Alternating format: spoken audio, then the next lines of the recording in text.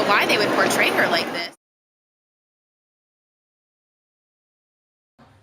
I'm really confused right now because I just saw something really weird. I saw a strange statue.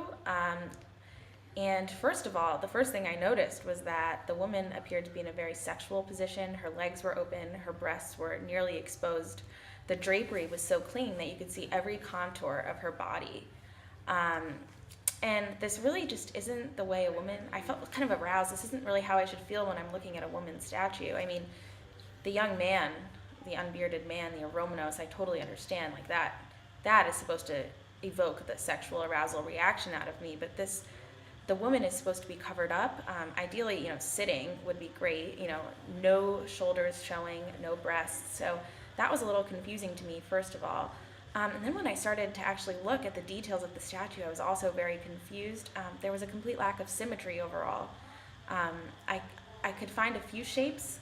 There was underneath the legs, there was sort of a triangle kind of going on, but I couldn't find that shape repeated anywhere else in the statue. Moreover, there were no real vertical or horizontal lines with which I could draw a line of symmetry down the sculpture, which was highly disturbing to me. Some parts of her body that were asymmetrical, in particular, her breasts were asymmetrical, her shoulders were tilted and asymmetrical in that way, and they didn't reflect one another perfectly.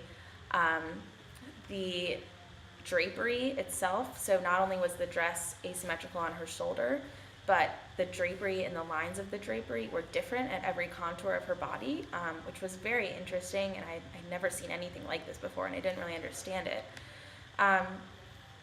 It also appeared that the woman in the statue was kind of involved in the middle of a motion, a movement, if you will. And this was very strange to me because women should be, all statues are static portrayals of individuals who are posing, and this was very strange. It appeared as if she was in the middle of an action, so to speak. It was not a static scene.